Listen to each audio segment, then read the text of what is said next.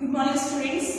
आज हम Hindi Vasundhara part 9 computer इसको आज हम पढ़ेंगे। कंप्यूटर जो है आपको जैसे कि पता है, कंप्यूटर जो है आज हमारी जो है एक बहुत ज़रूरी आवश्यकता बन चुकी है, एक ज़रूरी नीड बन चुकी है कि आजकल के हमारे जितने भी काम हो रहे हैं वो ऑनलाइन हो रहे हैं, कंप्यूटर पे हो रहे हैं। ठीक है, चाहे वो ऑफिस हो गया, चाहे वो हमारी स्टडी हो गई। ठीक है, हमारी जो स्टडी है हम वो भी किस पे कर रहे हैं आजकल। कुछ भी हमें ढूंढना है या कुछ भी हमें डॉक्यूमेंट्स के बारे में जानना है तो वो सारी चीज़ें जो हैं आजकल हम किस पे डिपेंड हो गए हैं, पूरी तरीके से हम कंप्यूटर पे डिपेंड हो गए हैं। ठीक है, कंप्यूटर जो है इसके काफ़ी फायदे भी हैं और इसके साथ साथ इसके काफ़ी नुकसान भी है।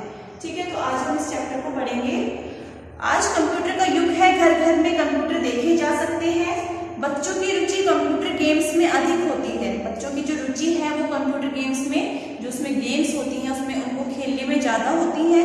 पहले जो कार्य मनुष्य अपने मस्तिष्क यानी अपने दिमाग मस्तिष्क से घंटों में करता था। पहले जब मनुष्य जो पहले लोग थे वो जो भी कार्य करते थे वो अपने दिमाग से, अपने मस्तिष्क से, अपने दिमाग से घंटों बैठकर करते थे, पूरा करते थे।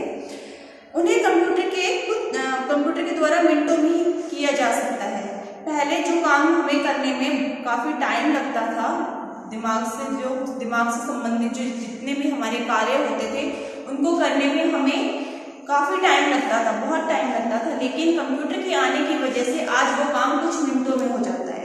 ठीक है, तो ये एक फायदा है कि जो कंप्यूटर जो है वो मनुष्य के अकॉर्डिंगली वो ज़्यादा जल्दी काम करता है। ठीक है, मनुष्य को टाइम लगता है काम करने को, लेकिन कंप्यूटर को टाइम नहीं लगता है, वो कम टाइम लेता है किसी भी कार्य को करने के लिए।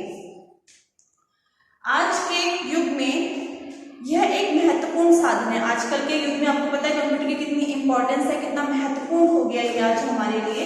ठीक है, क्योंकि सारा जो भी काम है वो हमारे, चाहे हमारी स्टडी हो, हमारे कोई भी डॉक्यूमेंट्स हो, हमें बुकिंग करनी हो, हर एक चीज़, या हमें किसी स्टेट के बारे में या किसी प्लेस के बारे में जानना है तो हम कंप्यूटर की सहायता से क्या कर सकते हैं, उसके बारे में जान सकते हैं।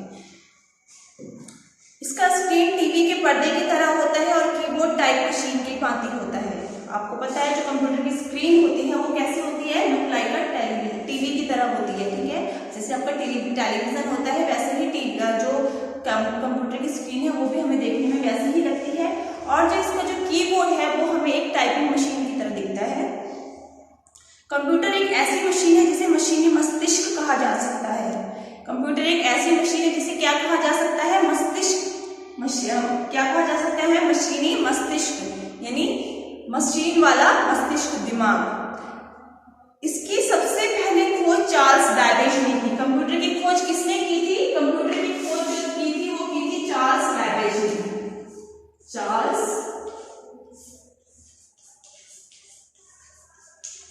चार्ल्स बैबेज ने कंप्यूटर की खोज की थी।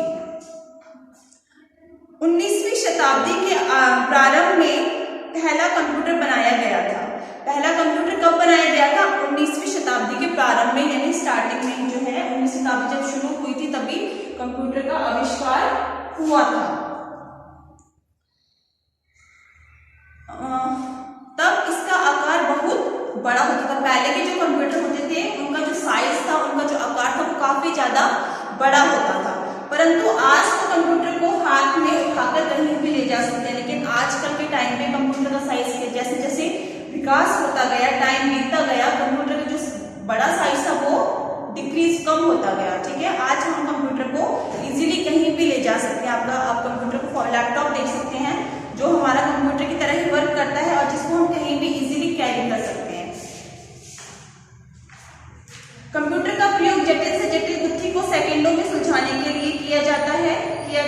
इसके अतिरिक्त मौसम की जानकारी, देश विदेश की जानकारी, सामाजिक, आर्थिक, धार्मिक और राजनीतिक क्षेत्र की जानकारी, सजीव जानकारी प्राप्त करने में, विभिन्न क्षेत्रों तथा व्यक्तियों के बारे में जानने, मशीनी उपकरण बनाने, वैज्ञानिक अनुसंधान की बारीकियों को समझने, चिकित्सा, अंतरिक्ष विज्ञान, ज्योतिष, खेल कूद, व्यवसाय, बाजार, शेयर, मॉडलिंग, वीडियो गेम्स, पुस्तकों में उपलब्ध विषय वस्तु, यातायात व्यवस्था, भ्रमण, भूगर्भ विज्ञान, देश विदेश के वैज्ञानिक शोध, विविध नौकरियों का विशद विवरण, वास्तुशास्त्र एवं समुद्र के भीतर छिपी विचित्र संपदा, सभी समाचार पत्र, स्कूलों के परिणाम, कृषि क्षेत्र आदि के बारे में पूरी जानकारी उपलब्ध कराने में कंप्यूटर का अपना भारी योगदान देता है।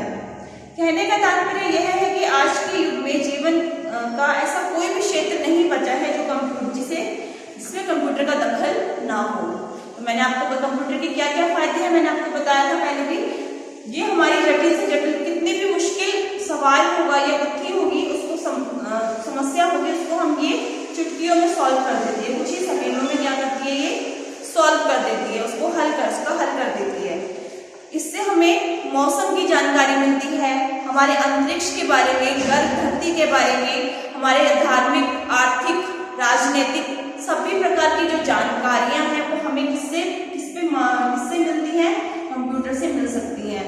हमारे जो कोई भी रिकॉर्ड होगा, चाहे वो स्कूलों का परिणाम होता है, जैसे आपका रिजल्ट होता है, वो सारा जो है कंप्यूटर पे क्या होता है, अपलोड होता है।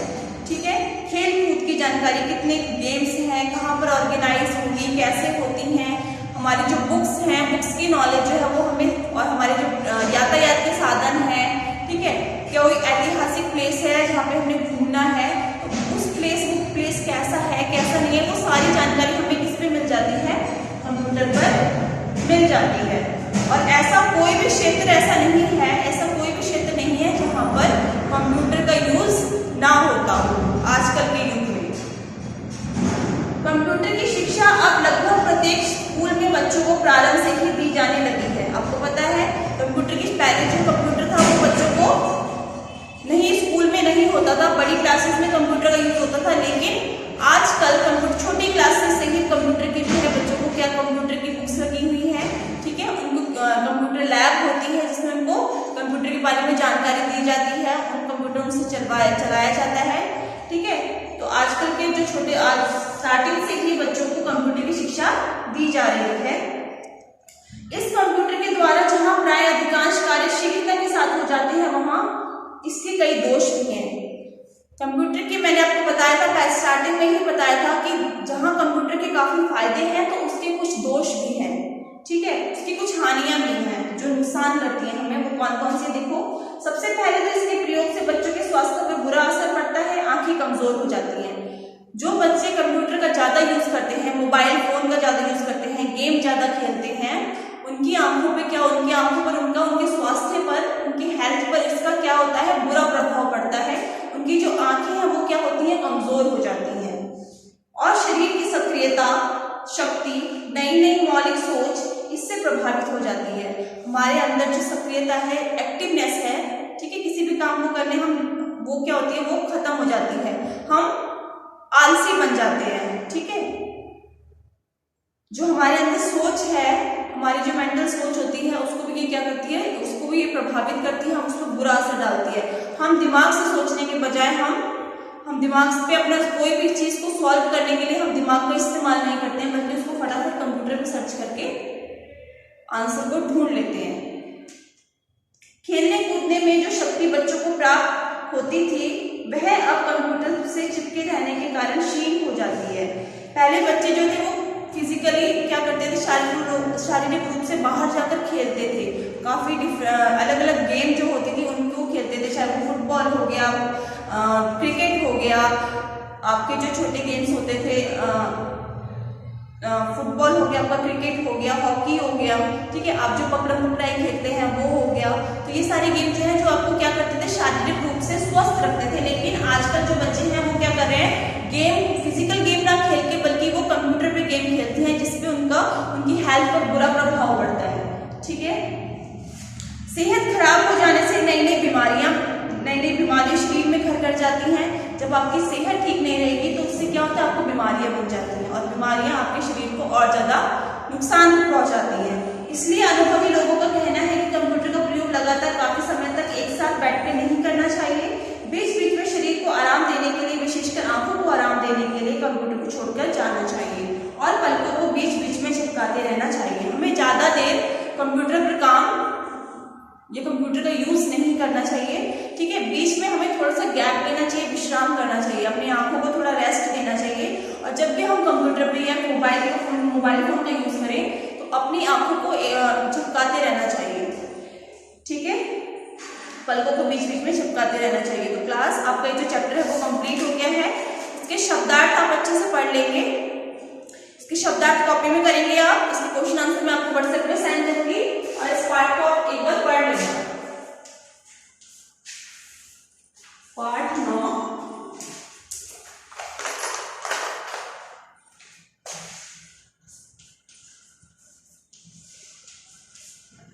पढ़ें तथा शब्दार्थ कॉपी में करें।